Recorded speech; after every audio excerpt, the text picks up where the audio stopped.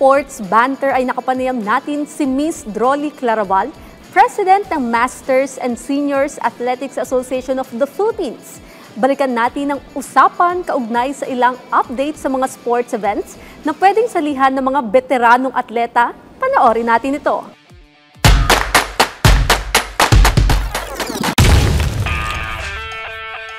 Welcome po to PTV Sports. Una po sa lahat, Miss Drolly, kamusta pong naging turnout ng ating 2024 Philippine Masters International Athletics Championship, pati na rin po nung Tandang Pinoy? Well, una-una sa lahat, gusto ko pong batiin muna ang ating mga kababayan ng magandang umaga po at advance happy birthday din po sa aming butihing mayor na si Dr. Jose Marie Diaz sa City of Ilagan. Actually, last November 8 and 10, we conducted the International Masters Championship sa Ultra po. And itong championship po namin ay isa sa pinakamasaya so far. At well-attended po siya. Kasi last May, we conducted the national and napakataas po ang nag-increase in terms of events. Last time, we have only 891 events, but now we have 1,066 events.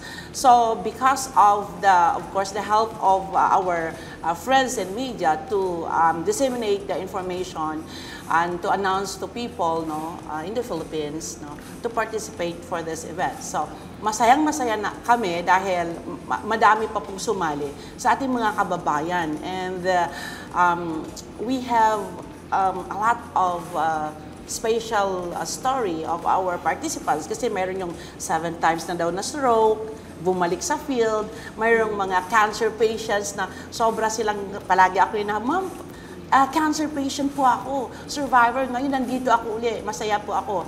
Mayroon iba, ma'am, last month depressed po ako, ngayon masaya po ako dahil naka-join ako dito. So, ito ay, this activity is a holistic approach of introducing this to the masters, not only the masters, but also our senior citizens. Miss Drolly, sinabi nyo nga po na compared to last year, tumaas talaga yung turnout na itong event. Sa tingin nyo po, paano po nangyari? Ano po yung naging dahilan? Yung mga baguhan na nag-participate ng May, nag-invite na naman sila ng mga kasama nila.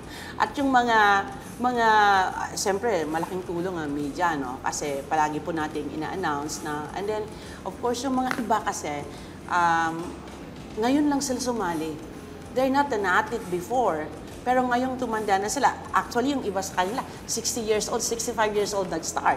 So, ang athletics kasi is just a basic skills of all of us. We can walk, we can run, we can throw. So, kahit basic lang, pag nakita nila yung mga matatanda na tumatakbo, talagang na-inspire sila. Ms. Drolly, tiyak sa ating mga manonood, they're very interested. Is there an age category para sumali sa Masters Athletics? Yes, Megs. Sa Masters po, we start 30 years old here in the Philippines. But abroad, 35 years old up to 100 years old. Oh, wow. So, ang pinakamatanda po pinakamatanda na nakilala, nakausap at na-treat ko po na pasyente is 103 years old from India. So, nangyari po nung Asian Games yan, Asian Masters namin sa Malaysia coaching. So, 103 years old, 100, 200, and javelin throw ang laro. Wow. So, dito sa atin sa Pilipinas, saan na sila? Diba? So, hopefully, dito sa atin, through this program that we have sa Pilipinas, ay tuloy-tuloy natin ma-encourage ang ating mga senior citizens. Actually, we already launched a program for the senior citizens. We started in the City of Ilagan, and we're so thankful to our dear mayor to give their full support to the activity. Kasi, imagine mo, launching namin, less than 5,000 ang nag-participate na senior citizen, seeing them going around the oval, punong-puno po na naglalakad sila. So, ang saya. Ang pinakamatanda na nag-attend is 101 years old. Wow. Wow. Talaga naman, no? Very inspiring itong programa ninyo. Yes, po. But of course, dun sa mga gustong sumali, paano ba sila sumali? And ano-ano po ba yung mga sports sa ilalim nitong inyong programa? This is athletics. So we have 3 events, main events. We have jumping, running, and throwing. So all events in the athletics ay nalalaro po natin. So from sprint, middle distance, and long distance. And of course, we have also the walk. And then we have throws. Ako kasi thrower ako. Right now, ako po, last 2023, when we hosted the Asian Masters Championship, ako po yung nag-gold sa category natin sa hammer throw. So throwing po ang aking laro, lahat 4 throws. Then, sa throwing, we have a hammer throw, discus throw, javelin throw, and discus throw. And then in jumping events, long jump, triple jump, and of course we have the pole vault also. And actually last August, no, ka-attend namin we participated in the World Championship in Sweden. At nakakatuwa po doon, isang nakausap ko, sobra ako na-inspired, no, sa throwing. 80 years old. Wow. Sabi sa akin, I have 2 pacemaker in my heart. I have 4 operation in my shoulder and 9 operations in my knee. But still, nasa field, naglalaro. Diba? Dito sa atin sa Pilipinas, pag may sakit, sa bahay lang.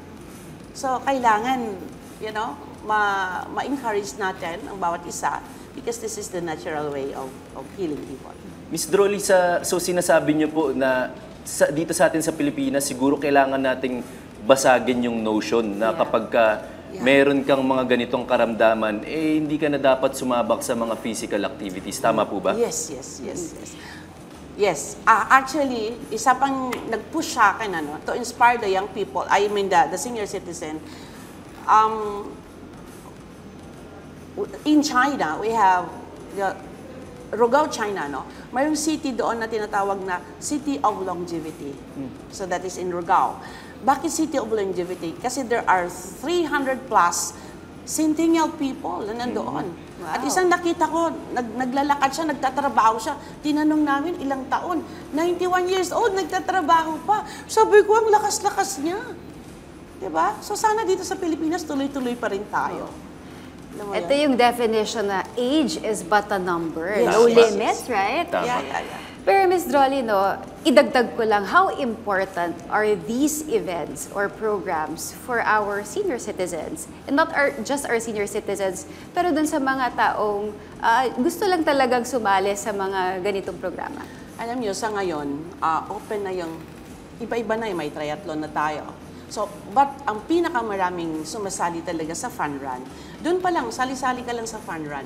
No? And then later on, ma-motivate and ma-inspire ka. And then later on, you go for proper competition. So yung mga sumasali dito sa mga ganito, malaking bagay yon kasi this is the natural way to detoxify the body. And this is the natural way to strengthen your body. Ako, lola na po ako. I have 5 children. Okay? So, pag tinitingnan tao, pag lola ka na, hindi ka na, no. Diba? So, hindi nakikita siguro sa mukha ko na lola na ako. That's why I'm very proud na ini-encourage ko mga dito sa Pilipinas no, na to join the activity kasi it will really help, great help to all of us. Kasi this is the natural way to strengthen us talaga. Miss Drolly, napag-uusapan nga po natin itong mga participation ng ating senior athletes pero interesado rin po ang ating mga kababayang PWD kahit po ba raw ang may mga kapansanan ay pwedeng sumali dito? Actually, kanina habang papunta po ako dito, naisip ko yon.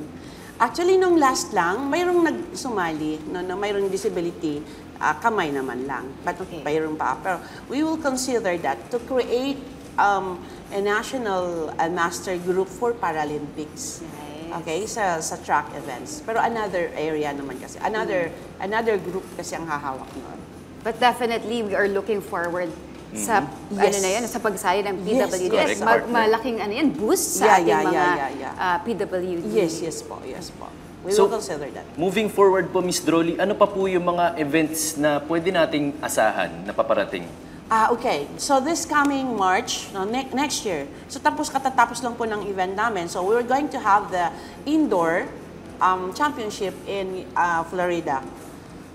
Okay, sa USA. March. And then we're going to have another Asian championship sa Indonesia naman. And then we're going to have an activity sa May of next year. So that is in the Philippines. So lahat yan ay ginagawa namin. And then we keep on encouraging people. Actually, we have different activities already in the Philippines because one of my objectives is to go around the Philippines, different regions, to encourage a senior citizen to participate in the activity. And then at the same time, even the masters. So in Davao, we started already last September. So nag-start na kami sa Davao ng masters namin. And then hopefully may susunod pa na mga activity, not only in Ilagan, not only in Davao, but other region pa. Ms. Rolly, I believe that you have an award-winning tool with you this morning. Can you tell us more about that? Yes. So, ito po mga kababayan, it was awarded in 2021 Gintong Gawad Award for na pinakabagong produkto para sa sports. So I'm using this last 2022 in Hanoi, Vietnam sa mga athletics natin, player. Mayroon yung, if you know, Eric Ray. Si Eric Ray po ay ating runners, no? Olympian po natin. And the rest of the good athletes, no? May mga issues sila, may sciatica, may mga pain sa katawan na they cannot perform na, no?